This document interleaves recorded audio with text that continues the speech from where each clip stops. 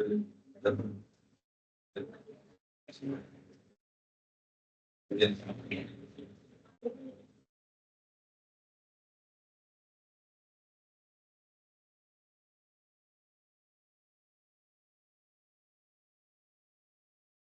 note එක count වෙනවා.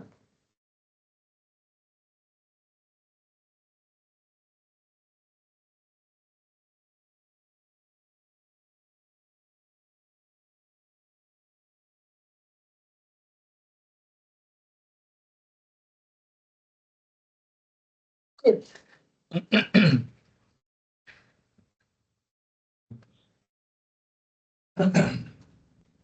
අයිබෝන්. My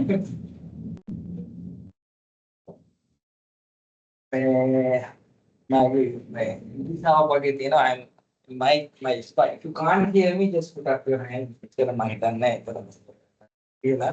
So just before I start off, something I want to inculcate in all my lectures is that being an optometrist or anybody in my chair, there is one quality that you all have. It's very different. And that is not in anything, and that quality is called compassion. You know what compassion is? What the compassion is?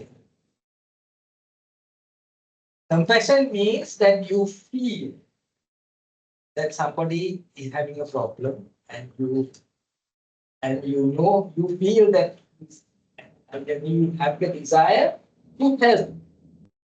But not only that, you go and do some action to help. It's just that you do something, alleviate that. That is called compassion. And the moment you show that you are basically willing to go that extra mile and I'm with you in this problem, I'll make sure that it will come out. That patient is going to be with you for life. Take my word. It's very hard. It's just that you, especially when you are seeing children, it's the mother who is worried. And if you basically tell her, okay, I'm going to go all the way with you, you are the person. Remember compassion. Good. Right. Today we are going to do the neurological problems that affect the eyes, and of that I'm going to do important topics. And then I'm going to have a small quiz. Then I'm going to do the last part, which is the cranial nerves that are associated with the eyes. The number one I want to do is it's a case where we basically the patient comes with sudden loss of vision. The part of the environment you get really high. They are young people, they come and they say, but we have to pay. We are doing then you have to think of this. A sudden blurring of vision in one. And that, they say there's no other problem. The part of it, they panic. And the way that, and these are called optic neuropathies. Optic neuropathy means the optic nerve starts failing. There's a problem with the optic nerve, and of the optic neuropathies, I'm going to talk about the clinical features of the optic nerve and how it dysfunctions. And I'm going to talk about optic neuritis. Itis means an inflammation. There are 3 types of it.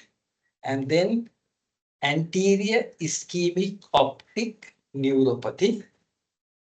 And there is a non-arteritic and an arteritic. I'll talk about that. So this is an inflammation.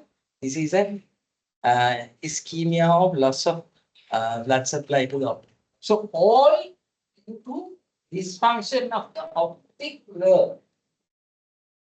So therefore, we'll first talk about what the optic nerve is. What is the optic nerve? It is a bundle of nerve fibers. It's like a fiber optic cable. You see fiber optic cables, there are lots of wires that are bunched together, and it's like that. A bunch of nerves, nerve fibers, axons, and that travels from the brain up to I mean, from the eye up to the brain. Okay, and there are 1.2 million afferent nerve fibers from the retinal ganglion cells that form this optic. 1.2 million each optic. 1.2 million.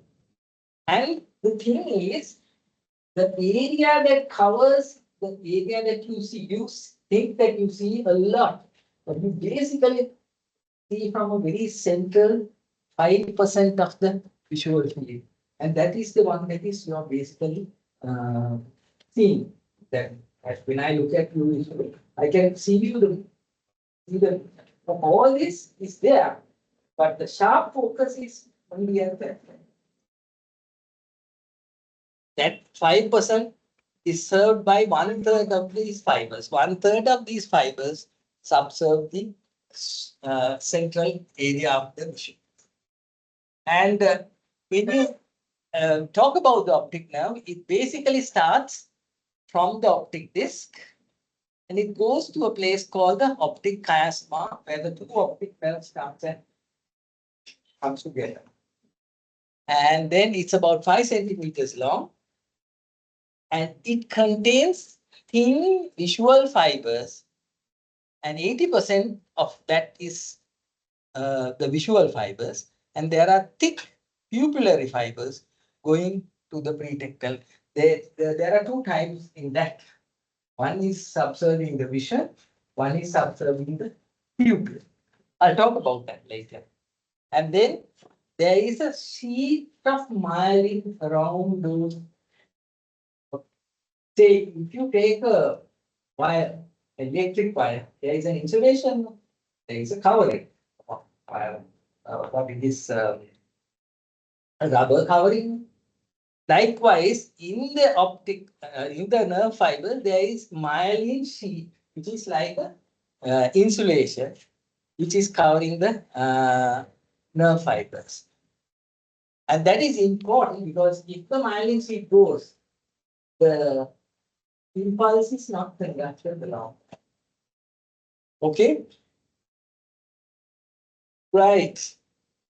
Now, it's very much similar to it's basically a part of the brain. It's like a protrusion from the brain. Like something coming out of the brain, the optic tract. It's like a similar to a tract. And it consists of the second order neurons from the ganglion cells.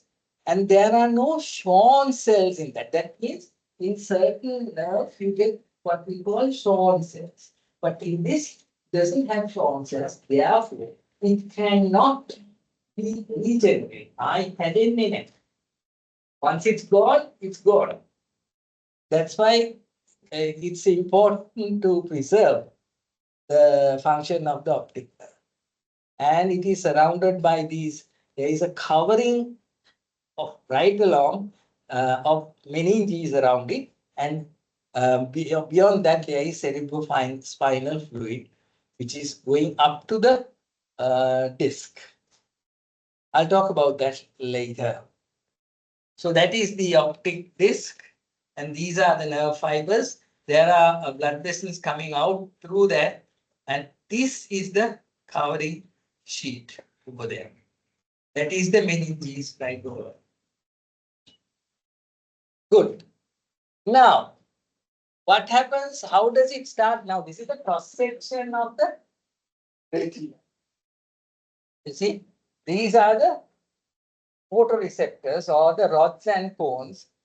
When the light comes through, the light energy is converted to electric energy by these photoreceptors. And then there are a layer of bipolar cells, and then there is a layer of ganglion cells. Now, the ganglion cell fibers are the ones that make up the optic nerve. So first order, second order, is the third order nerve layers. So these ganglion nerve fibers are the ones that consist of the optic nerve. Light comes through, it's converted to an electric signal and then it's transmitted along that. Good. Then I come to the most important slide. Oh no, this one.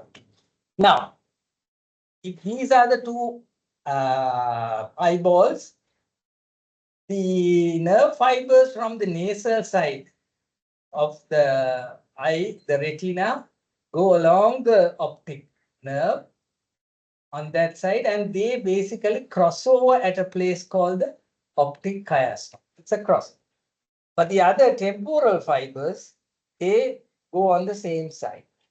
So here at the optic chiasma, the nasal fibers basically cross over. And then it goes to a place called the lateral geniculate bodies.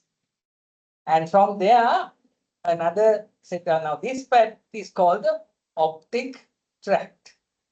And then from there onwards, it goes to the cerebral cortex, which is right over here, the occipital cortex. And that is where all the visual signals are processed. Just over there. So if something happens right over here, bang, your vision will go. But it's very much covered because it's basically in that crevice. So that's the optic nerve. Then there is a chiasma. You get the optic tract, and then you get the optic radiation going up to the primary visual cortex. Now that is called the visual pathway. The signal is come that gets into the eye, goes into the brain along that pathway. Got it? Right. This is the most important slide of my this thing. You know, if you want to check whether the optic nerve is functioning or not, this is what you all have to know. Because the optic nerve fibers transmit three kinds of signals. One is regarding the pupil, the pupillary radius. That's number one. Number two, it transmits the color vision signal. Number three, the light, that means the visual activity itself. So just by checking whether those three are functioning, you can basically find out whether the optic nerve is functioning or not. Very simple. See, if the light rays are not getting there, you get a reduction in visual light. So the first thing you do is to check the visual light. Number two, you check the pupil. You shine a light onto the eye and see whether the what happens if you shine a light into the eye. What happens if the pupil? It dilates or constricts. Constrict, right? So if it doesn't constrict and if it dilates, that means the optic nerve is not functioning. Got it? It's very important in any of your examination. Just take a torch, shine it on the. You all have your cell phones. Put on the light. This is what I found out very recently. Now check with your partner. Just shine it out and see whether basically closer. And on it, right?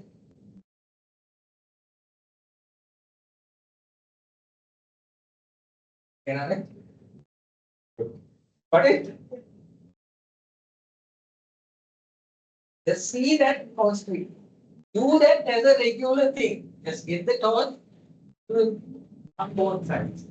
If it's dilating, that is something wrong.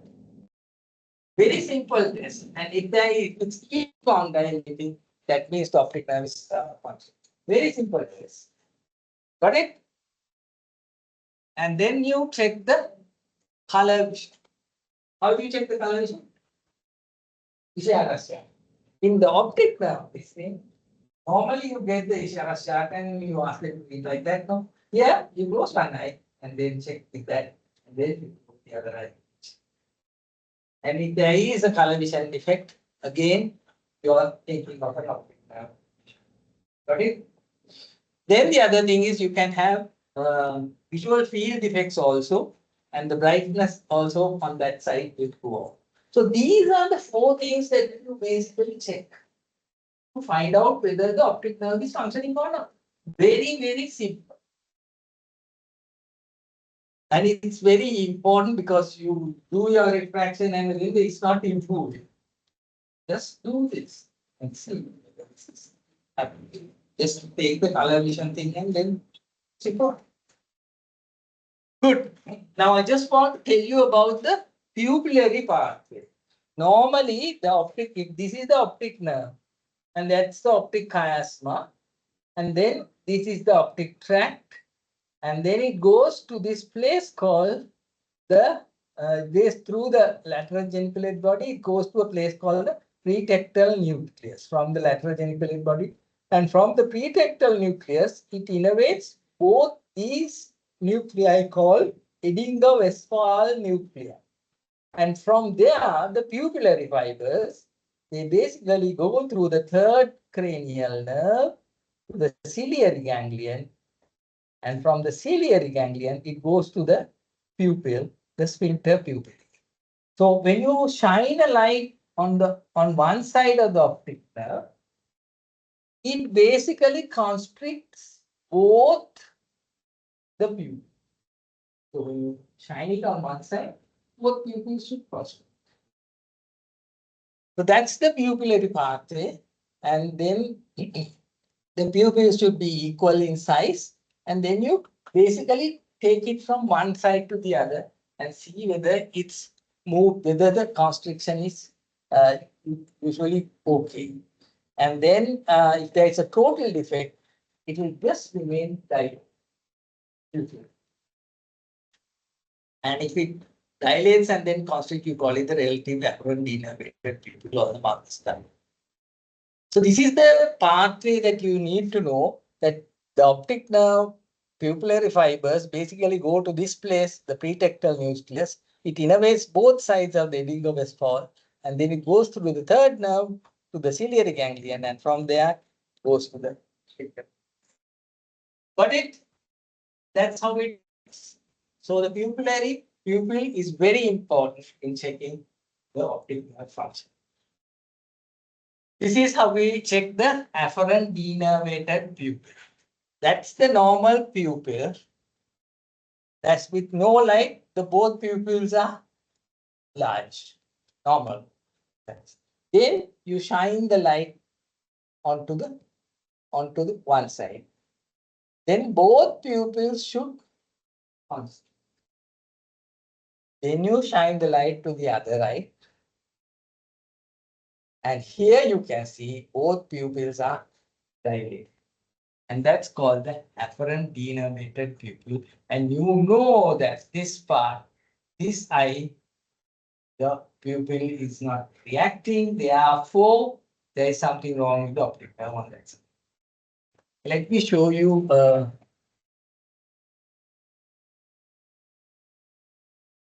It's come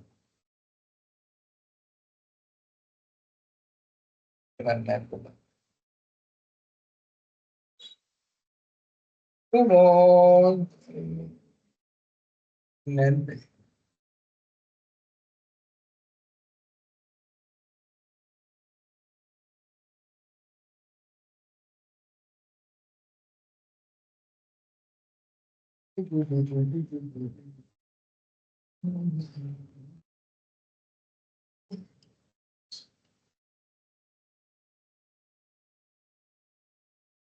This is you are shining the light onto one side. Can you see that? That's constricting. This is dilate. Constricting, dilate. Again. I'll show you. Yeah.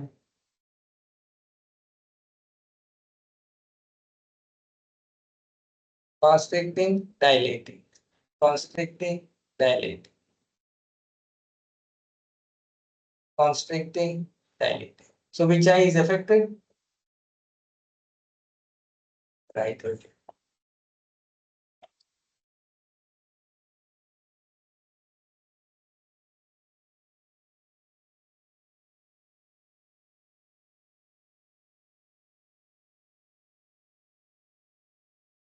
All about it. Yeah.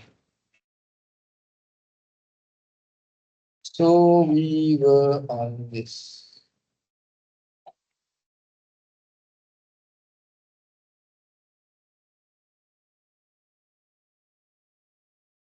So the important thing that I was mentioning is that the pupillary color and light signals are taken and check those three and to find out whether the optic nerve is functioning.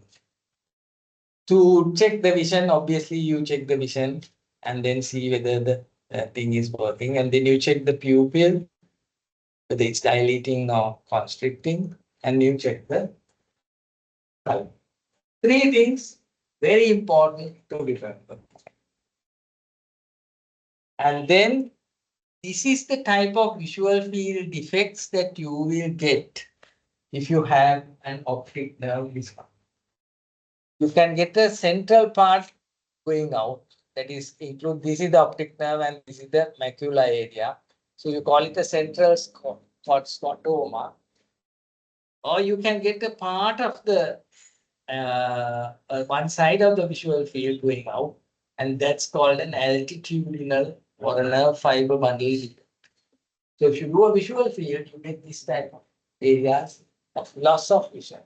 And that also indicates and supports your finding of an optic nerve dysfunction. Now we come to the real two things that I want to tell you about this optic neuritis and papilledema. Optic neuritis is optic means optic nerve, neuritis means an inflammation. Itis, itis, inflammation. So it's a demyelinating inflammation of the optic nerve. I told you the optic nerve has what it is uh, the insulating myelin sheet. If the myelin sheet demyelinates and it causes an inflammation on top of that, you call it an optic neuritis. And this is how it looks like. The optic nerve disc is swollen. And then there is loss of function and loss of vision into optic neuritis. Good. Now there is a systemic disease which is associated with optic neuritis, and that is called multiple sclerosis. What happens here is that I told you this is the nerve fiber, and these are the myelin insulating sheath right around. In these patients in optic neuritis, the myelin sheath gets degenerated and scarred. So what happens is the nerve impulse doesn't go through this. So that is why you call it a demyelinating inflammation of the optic disc. Now, multiple sclerosis is same thing that can happen in anywhere in the body. The demyelination can occur in the optic nerve. It can occur in any of the peripheral nerves also. If the peripheral nerves get affected, you get paralysis. Right? So it occurs in certain parts of the body. Those parts, the myelin sheath gets degenerated and the inflammation causes a degeneration of the myelin sheath. So multiple sclerosis is a demyelinating disease of the central nervous system. The lesions occur at different times and at different places. It can occur on maybe the hand or the legs, and then it stops, and then it comes back again in another part of the body, and then again it can affect the optic nerve. So multiple sclerosis is a neurological condition where there is demyelination of the nerve fibers. And if the lesion is in the optic nerve, we call it optic neuritis. And 90% of patients with multiple sclerosis develop optic neurons can operate both in the same person. So demyelination of the optic nerve is optic neuritis. Demyelination in the other parts, you call it multiple sclerosis. Got it? Yes.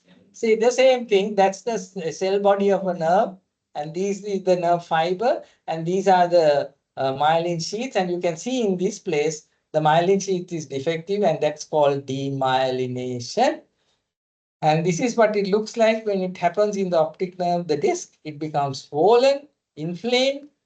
And if you take an MRI, sometimes you see these periventricular plaques, which is demyelinating plaques in the cortex of the eye. Good. So, optic neuritis. I want to share with you one of my good friends. This is one of my good friends, my batchmate.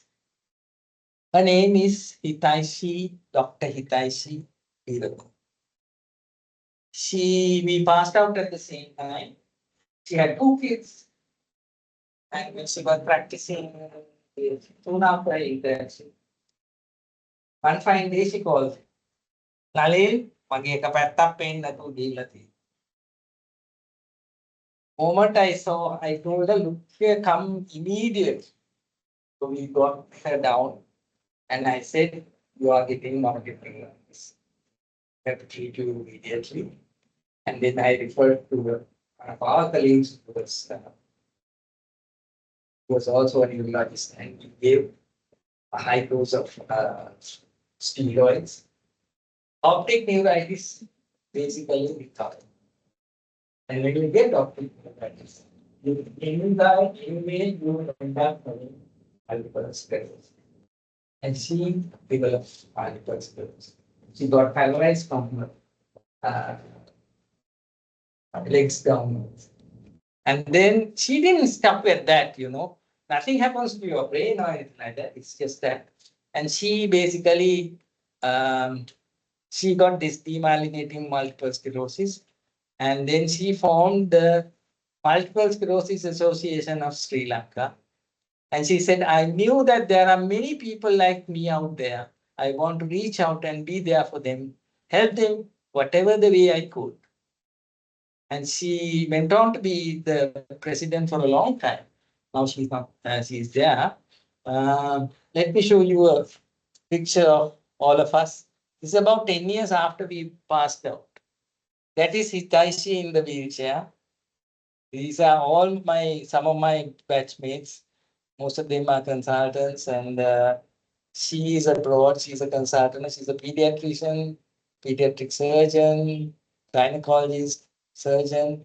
So we had a small get together, and she still does a lot of charity work for multiple sclerosis, and we continue to support her. So she's quite sure she is now living in with her husband in Kandy, and so that had happened really good. So the signs and symptoms of optic neuritis is very important. Like Hitaishi, they will come with a sudden loss of vision, and they have a patch of vision. The pain, and it's usually opposite one. Optic neuritis, not like the other things. Usually opposite one.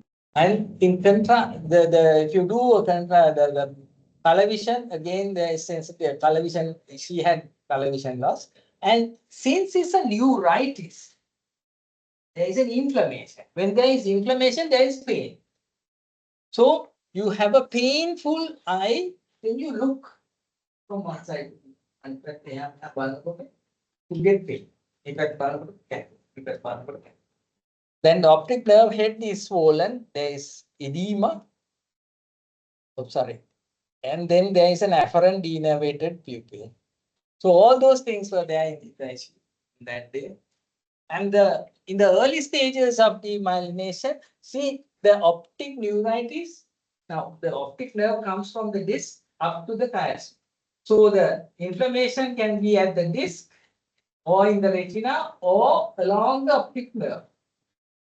So if it's beyond the optic nerve, you call it retrobulbar neuritis. The optic nerve is normal, but if the optic disc is swollen, you call it papillitis. And if it's coming onto the retina, you call it neuroretinitis. Now, this can be due to inflammation. There is inflammation. There can be due to an infection also. So the demyelination per se can be affecting any of these things. And then there are viral infections that can cause this. And certain diseases like Lyme disease and syphilis is another causative factor. So the depending on the area of the inflammation, the optic nerve, this may be swollen. Here it's not swollen because the inflammation is in the optic nerve. Here it's swollen because it's affecting the this. Here it's coming onto the retina. So there you call it neuroretinitis. Got it? So that is what it is. Good. Then we come to a thing where the blood supply to the optic nerve goes off. It's called ischemic optic neuropathies. I think I talked about this. It occurs due to the occlusion of small blood vessels supply to the optic nerve. There is blood supply to the optic nerve. If that goes off, you end up having an optic neuropathy. And it leads to acute unilateral painless drop of vision and pale disc edema. Normally, sorry, where is that slide? One slide missing. Yeah, that's it. Now, that is the retina. This is the optic nerve. And this is the ophthalmic artery which comes and then gives out these branches, the long posterior ciliary arteries. And then there is the retinal ophthalmic artery going right inside. So, small blood vessels supply the optic disc. And if there is an occlusion of these short posterior ciliary arteries, the disc will lose its blood supply, and that's called an optic neuropathy due to ischemia. Right? It occurs due to occlusion of small blood vessels. It can be either arteritic or non-arteritic, and it is painless. Unlike optic neuritis, there is no pain. And in non-arteritic anterior ischemic optic neuropathy, it occurs between the ages of 45 to 65. And they are in patients who have these vascular diseases like diabetes, hypertension, high cholesterol. In those people, there may be small areas of ischemia. And then if you do a visual field, you can get an altitudinal defect. That's non-arteritic anterior ischemic optic neuropathy. And this is how it looks like. In the acute stage, the optic disc is swollen, and later on it becomes atrophy. And you get these altitudinal defects, and the resolution is very bad. You basically end up losing that vision on that side. Then there is another entity called anterior ischemic optic neuropathy, artery. It's called giant cell arteritis. I think I mentioned this earlier in the. It occurs in patients above 65 years. And the giant cells I showed you the last time, it occurs usually treated with systemic steroids. And it occurs in patients, elderly patients, where the temporal artery becomes swollen. And they present again with scalp tenderness, headache, and jaw claudication. And the ESR, I showed you the last time, the ESR is very high. And then you have to treat them with steroids immediately. So, and then these are the giant cells. I showed you the lumen of the artery is all occluded, and you do a histology, you can see these giant cells on the histological section. So that is giant cell arteritis. Good. And that's how it looks like.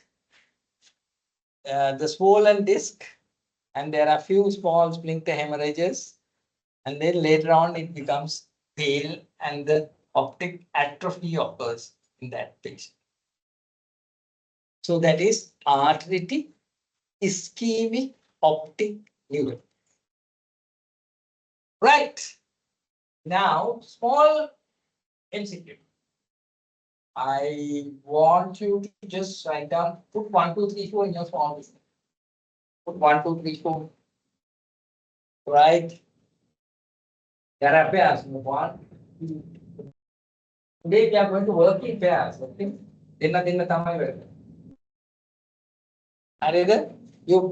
This is the MCQ, right? Signs and symptoms of optic neuritis. Right? Put 1, 2, 3, 4, 5. 1, 2, 3, 4, 5 කියලා දාන්න. Sudden loss of vision, true or false?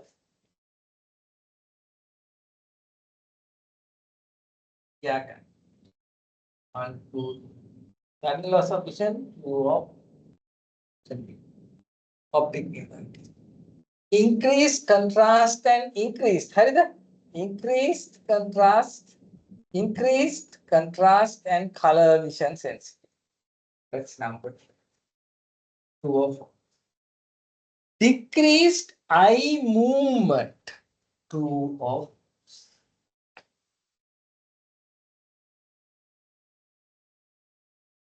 Optic nerve head edema, swollen. 2 or 4.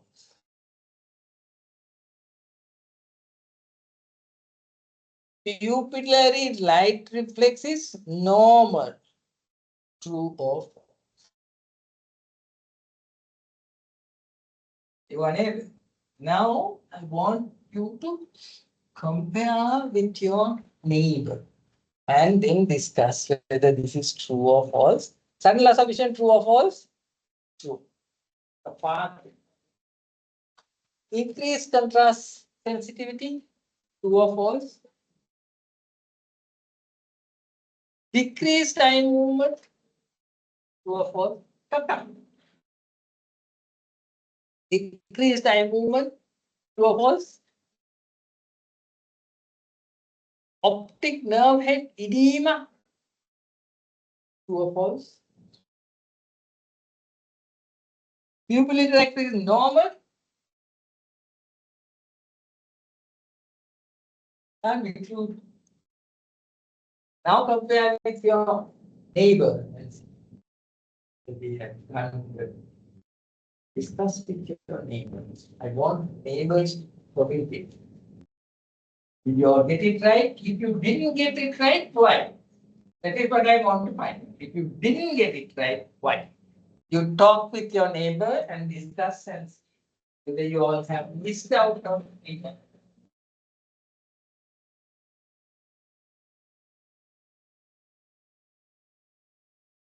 First step here on a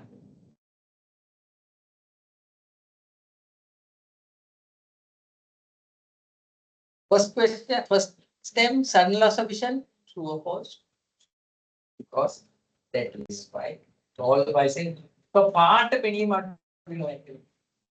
increase contrast and color, see, it's not increase, it's increase.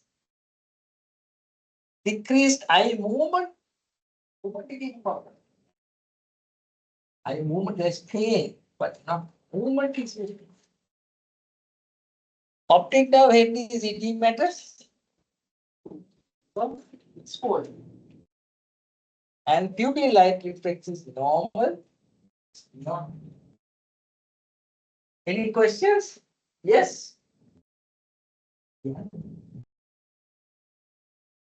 Okay then. That's just a small thing. So we are going to work in pairs. We are not still done yet. Now we come to the second entity. So the first thing was optic neuritis. There was swelling and there is loss of vision, and then it's an inflammation. But here, what we call papilledema is again the optic disc is swollen, but it is not due to inflammation. It is due to increased intracranial pressure. Let's see how it works. Papilledema, the optic disc is like mushroom, right? It's a swelling of the optic disc with abnormal accumulation of fluid. It's basically a swollen disc with a lot of fluid that is causing it. It's not an inflammation. Not an inflammation, right? It's secondary to elevated intracranial pressure. Now, I'll talk about the intracranial pressure because you have to know about that to understand. The vision is normal, well preserved. Although the disc is like this, the vision is normal. Both cases, optic neuritis, disc is swollen, but the vision is here. So disc is swollen, but the vision is. I'll just do a little. It can be. It's a circulate. It's the circulation of the cerebrospinal fluid, the raised intracranial pressure and hydrocephalus. I'll talk about that, and then we classify it to early established and atrophic. I'll talk about those things. Now, basically, the mechanism is that there is a block of axoplasmic transport in the optic nerve, but basically it's due to a passive edema due to impaired venous drainage. Both things are due to this. I'll talk about that. See, this is the optic and this is the disc. And around that is there is a covering called the subarachnoid and there is fluid in between them. The fluid is the cerebrospinal. Now, let me talk about. This is how the cerebrospinal fluid. Now, this is the brain, the cortex. Inside the brain, there are chambers called ventricles, right? And there is a lateral ventricle. There are small chambers, and then it goes into a place called the third ventricle, and then it goes to an aqueduct, and then it basically comes out. And then it comes right around the cortex. It's filled with a fluid called cerebrospinal fluid. Cerebrospinal fluid is basically manufactured in these ventricles. And it comes out and it gets drained and then it comes right around and then it gets absorbed through these. There are small villi things into the venous system. So the whole of your brain is basically floating in this cerebrospinal fluid. That is called the CSF or the cerebrospinal fluid.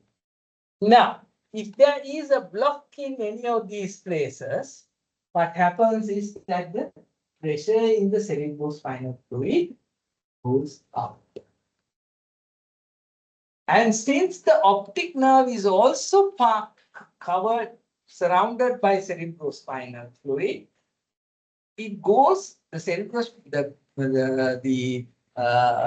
pressure is transmitted along the optic nerve to the disc.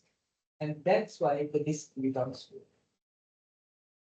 So it is due to an increased intracranial pressure that causes the papilla. Let's have a look. If something in the, if there is a tumor or something like that in this, it's called a space occupying lesion. Something like that basically prevents the cerebrospinal fluid getting absorbed and the pressure goes up. If there's a blockade in many of these ventricles, something occurs, again the cerebrospinal fluid comes. Then there is if there is a diffuse edema right along, again the cerebral, there is increased intracranial pressure. So the whole thing will get transmitted onto the optic disc, and the disc becomes so. Because it's like this.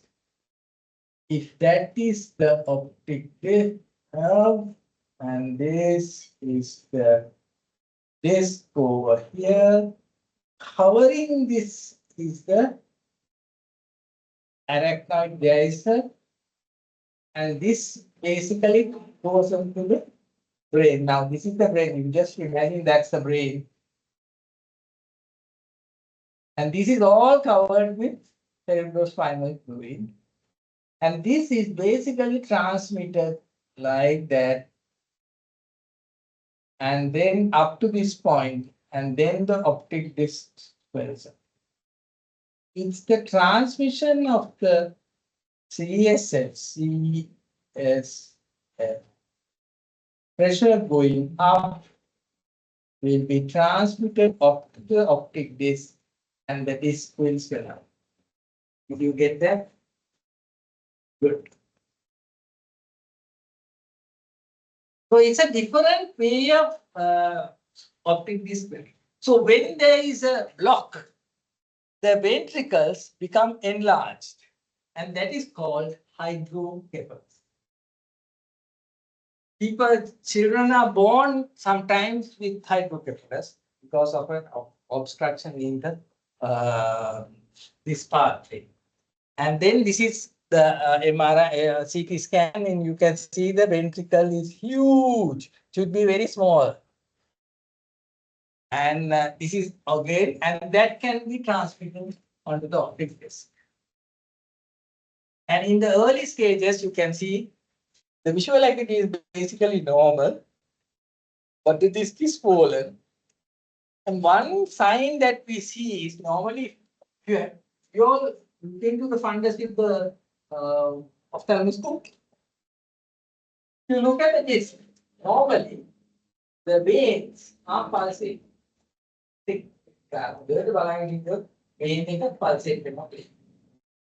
is called venous pulsation. That spontaneous venous pulsation stops if you have that. That's the first sign of that. Tick, tick, tick, just like the pulse in your this thing, you can see it. So that's an early sign of papillary. Then it goes to become chronic. It's like a mushroom gets all swollen up. There is one condition called benign intracranial hypertension, which basically causes that. And then there are small sphincter hemorrhages and like that. And then later on, all this time, the vision is normal. That is what you have to remember. Vision is normal, but there is swelling of the disc, papillary. And later on, if it goes on for a whole long time, the optic nerve basically dies and you get optic atrophy. Then, of course, the vision will drop. But that's very, very late. So this is what I want you all to know. The two comparisons between optic neuritis and papillary. Optic neuritis also has a swollen disc. Papilledema also has a swollen disc. This is due to demyelinating inflammation. Itis inflammation. And there is loss of function and loss of vision in optic neuritis. And it is associated with multiple sclerosis. The other one is papilledema or swollen disc. The swelling of the disc is due to abnormal accumulation of fluid secondary to elevated intracranial pressure. Two different entities. One is inflammation. The other is increased intracranial. Here, there is loss of vision. Here, the vision is normal. Got it? To make it easy. Optic neuritis, just think. This is the most important slide. Optic neuritis, just think it's inflammation. And then there is pain. It usually occurs in one eye. And there is you with together with multiple pain. Papilledema, that's inflammation. This is pressure. It's painless, no pain. It affects both eyes. And it can be due to any of these things where increase intracranial pressure, either due to a brain tumor or whatever it is that increases the intracranial pressure. The two entities which causes swelling of the disc, two different entities, two different pathologies. One is called optic neuritis, the other is that is that. Now we will come to quiz time. Now it's quiz time, quiz time, quiz time, quiz time. I told you today we are going to work in pairs. 1, 2, 3, 4. You'll have working. Okay. This is the way today I am going to ask questions. It's a way of, we call it think, pair, and share. You see, the quiz time is what? I give you a question. What was the most important comparison or the two things that we compared just now that you learned from today's? Just think about it. I'm giving you 1 minute to think about it. The students should think silently about it. Right? What did I tell you about these two things? The two entities that I talked just now.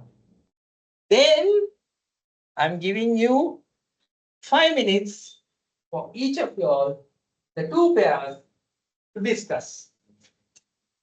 Pair up and discuss your thoughts. Giving you 5 minutes. And share with the class. Giving you 7 minutes to share. The pairs lage sharing it. First think. There were two entities that I talked about. What it is. And then you pair up and discuss what you all. When they go to time, discuss.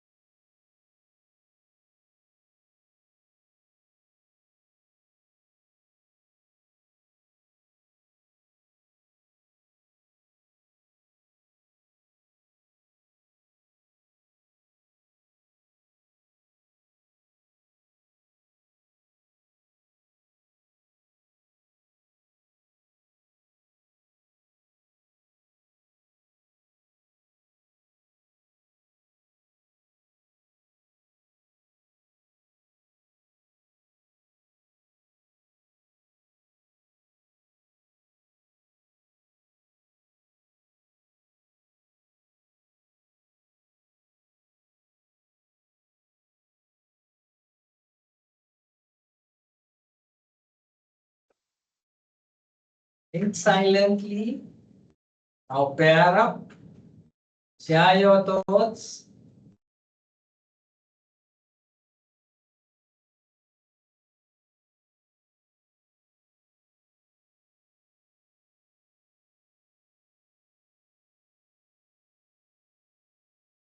There were two entities that I talked about.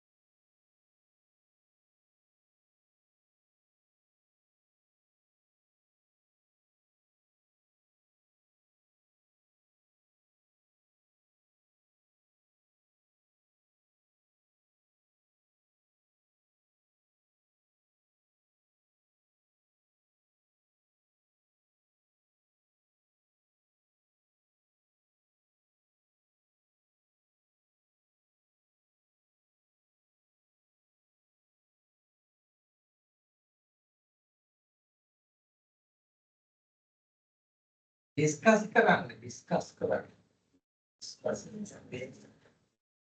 The two pairs have to be specified. So you in a pair.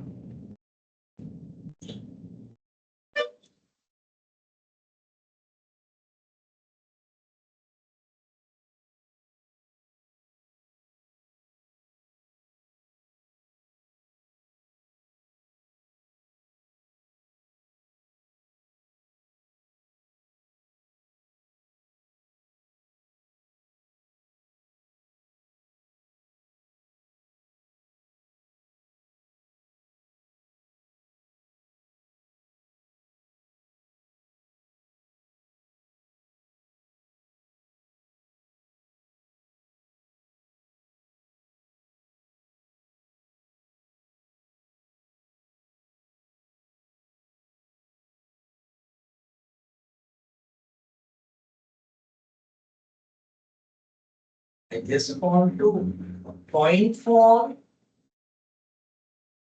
differentiate the two entities. Make a pair.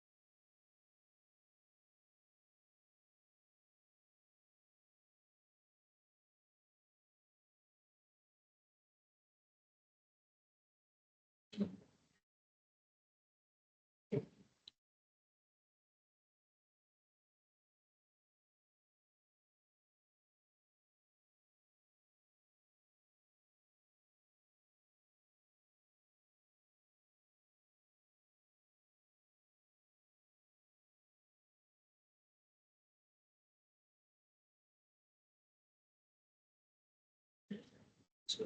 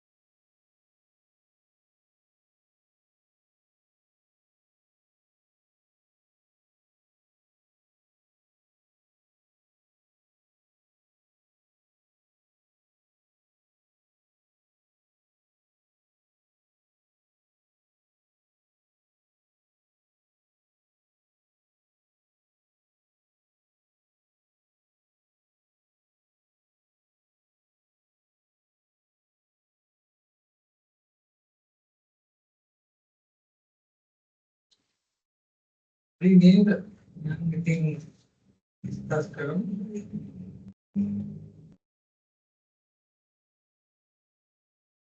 मतलब ये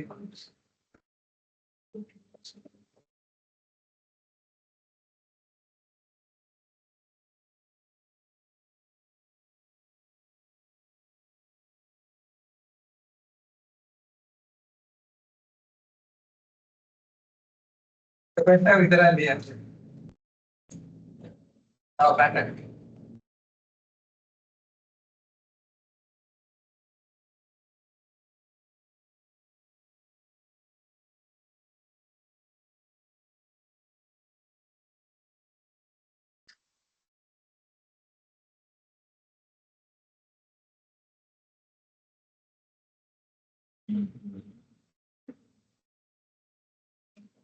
ठीक है.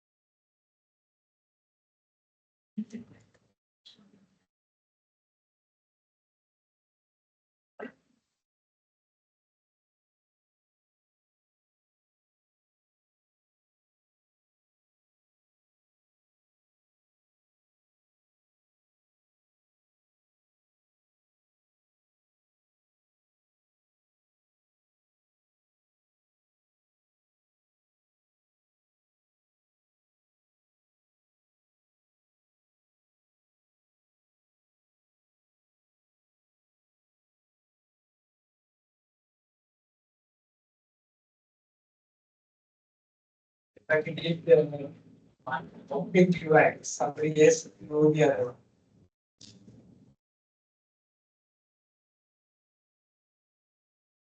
I think That's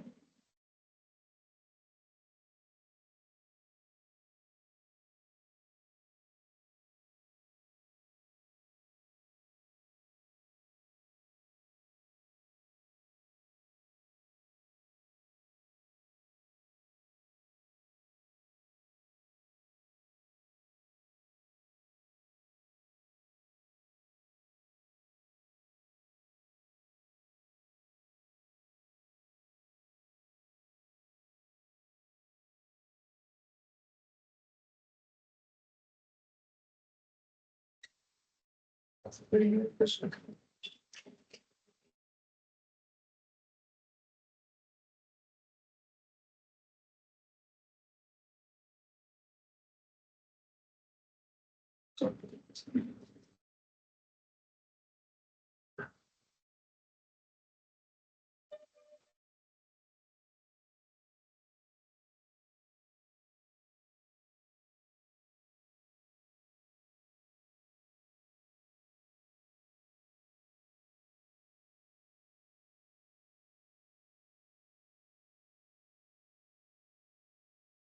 Good.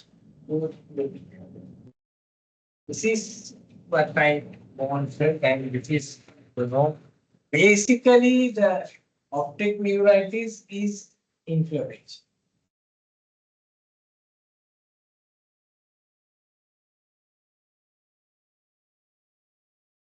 And whereas this expression, right? It's yes, there is pain on the movement, and there is pain. And this affects, okay, the pupil is affected. This affects one eye usually. This the bilateral pupil anything. And swelling of the disc is there in both cases. And this is basically due to multiple swelling.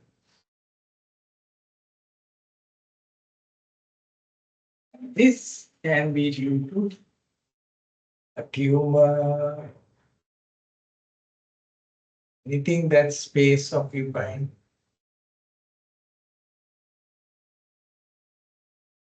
And those are the main thing that I want you to. This is the thing is inflammation. This is infected. As long as you know this, oh, fine.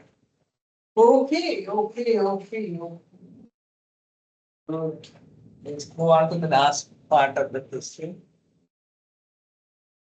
We are talking about the cranial nerves and the eye. I'm only talking about the cranial. There are 12 cranial nerves and only 4 are involved in the eye. So I'll be talking about those 4. The most important one is the one that we talked about, optic nerve. Optic nerve is the second cranial nerve. Second cranial nerve. As I told you, it's a fiber optic bundle, and then it observes very small part of the brain. Then the extraocular muscles, the movement of the eye, occurs due to 3 cranial nerves. What are the 3 cranial nerves? So the first one is the oculomotor nerve. Oculomotor nerve, it's in the midbrain, the nucleus. It basically supplies all the muscles except 2. So all the muscles, it means the superior rectus, the inferior rectus, the inferior oblique, and the medial rectus. All of those muscles, 1, 2, 3, 4, are supplied by the third cranial nerve or the extraocular or the ocular motor nerve. So third cranial nerve basically supplies all the muscles to move the eyes. And except the 2 muscles that are involved, the fourth cranial nerve or the superior oblique is supplied by the trochlear nerve. Is so, and then the lateral rectus is supplied by the sixth cranial nerve. Lateral rectus. Oops, oops, oops, oops, oops, oops, oops. Oh yeah. Sixth cranial nerve supplies the lateral rectus. So the lateral movement occurs due to the lateral rectus muscle supplied by the sixth cranial nerve. Yeah. Now, third cranial nerve, if it gets what do you mean paralyzed, the eye, because it can only look towards the lateral side, the eye moves that way and it looks down because the superior oblique is also not is working. All the other muscles are not. So it's a down and out eye. And the fourth, this is the same thing that I was talking about, the third cranial nerve, the pathway. It innervates all the muscles except the two lateral rectus and superior. That is the optometry nerve. So it's a down and out. It's inability to raise the upper lip, so there is a ptosis. And the pupil is not involved, so the pupil is dilated. So it's a down and out line. The pupil is dilated because the sympathetic fibers don't come in there, and then therefore the parasympathetic fibers don't come in there. So and then the pupil, the superior rectus and the levator palpebris superioris is not working. So there is a ptosis.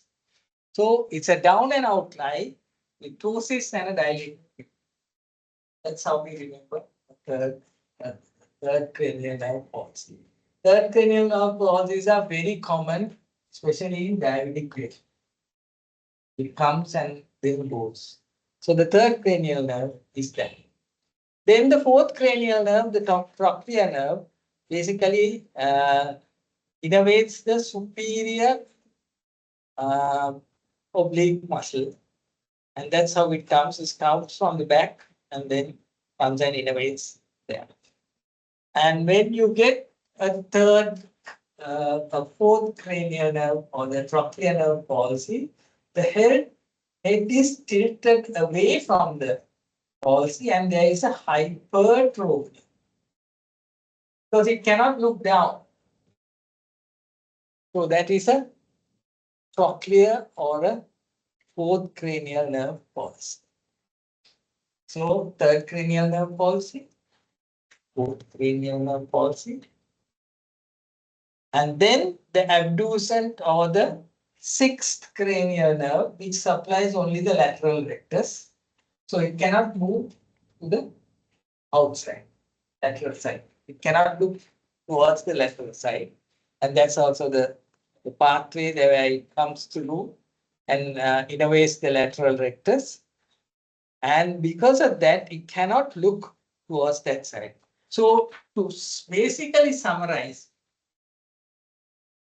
third cranial nerve, usually due to vascular reasons, it's a down and out type. Fourth cranial nerve, usually again vascular, can be traumatic also. It basically, it's a hypertrophic eye and it is looking away from the lesion. That's a fourth cranial. Sixth cranial nerve, it cannot look towards the lateral side. So it's looking towards the medial side. Again, it's due to vasculopathies or any other intracranial problem. So this is very common in diabetic patients, but in these cases, we have to think of something in the brain. So third, fourth, and sixth cranial nerves govern the movement of the iris, and that is cranial nerve palsies or oculomotor nerve palsies. Good. Then I'm going to talk to you about the sympathetic and the parasympathetic nervous system. You know, there is an autonomic nervous system, which is working on its own. Autonomous means it works on its own. There are two types, the sympathetic and the parasympathetic. The parasympathetic nervous system comes into being when you are frightened, when you are agitated, when somebody, if you are getting frightened, it's we call it the fight and flight reaction. When you are in a rage or anything like that, the sympathetics come into play. But when you are down and out and when you are relaxing kind of thing, the parasympathetics come into play. Let's have a look at them. In the sympathetic nervous system, the sympathetic dilates the pupil, whereas the parasympathetic constricts the pupil. And then it innervates the salivary glands and it inhibits the salivation in sympathetic nervous system, whereas it stimulates the salivation in the parasympathetic. In the heart, it increases your heart rate. When you are frightened, your heart rate goes up. So it increases the heart rate, whereas the parasympathetic decreases the heart rate. And the digestive system, basically, when you are agitated and all, it inhibits your digestion, whereas the parasympathetic stimulates your digestion. And then the adrenal gland is stimulated by the sympathetic, and therefore it increases a lot of cortisol in your body. Therefore, it causes a lot of metabolic reactions. And well, the sexual stimulation arousal occurs with parasympathetic, and orgasm occurs with the sympathetic nervous system. So these are two nervous systems independent from your normal nervous system. It operates on their own, and due to certain situations, they come into light. And regarding the eyes, as I told you, the sympathetics and the parasympathetics basically innervate the pupil. Sympathetic, when you're basically frightened, your pupils become large. So the sympathetic basically, the sympathetic nervous system basically dilates the pupil, and the parasympathetic basically constricts the pupil. And this is the pathway of the parasympathetic. I told you, goes from the Edinger-Westphal nucleus through the oculomotor nerve to the ciliary sphincter pupil. And then the sympathetic nervous system, it comes along this internal carotid artery and through the long ciliary nerve. It basically dilates the pupil. So just remember that the parasympathetic constricts the sympathetic. Good. The same thing about the sympathetic coming in. And there is a certain thing where there is a problem with the sympathetic nervous system supply to the face, and that is known as Horner's syndrome. And it results in myopia. That means now the sympathetic, what does it do? Dilates the pupil. When the sympathetic nervous system is paralyzed, constrict. So in Horner's, there is constriction of the pupil because the sympathetic nervous system is affected. And there is ptosis, the lid is basically drooping. And then there is anhidrosis, that is the sweating becomes less. So this is a syndrome that is noted in all children as well as in adults. And this is how it looks like. You can see a constricted pupil, a ptosis, and they say there is flushing on this side. So there is drooping of the lid. The pupil is small. There is failure of sweating on that side, and it's flushed. It can occur in adults as well as in children. So that is a interruption of the sympathetic pathway, and it is known as Horner's syndrome. And that's another case where there is Horner's syndrome. That's why it's very important to check the pupils. Okay, that's about it. These are nice pictures. We won't wait.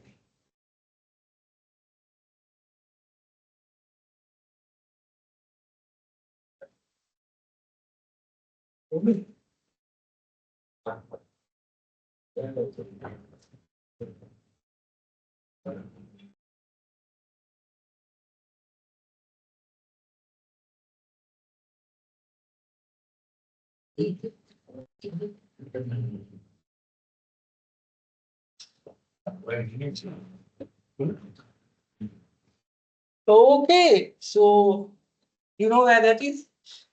Any idea? Derby? How do beautiful. Loads and loads of it. Good. Okay then, thank you very much.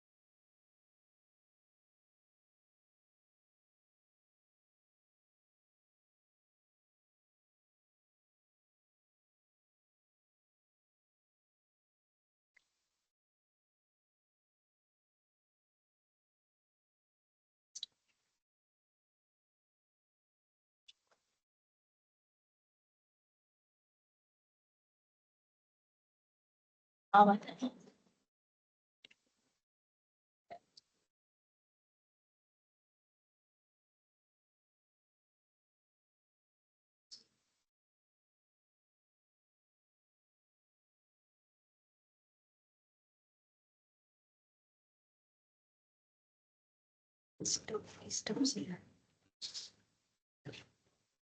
Hold on. Stop here.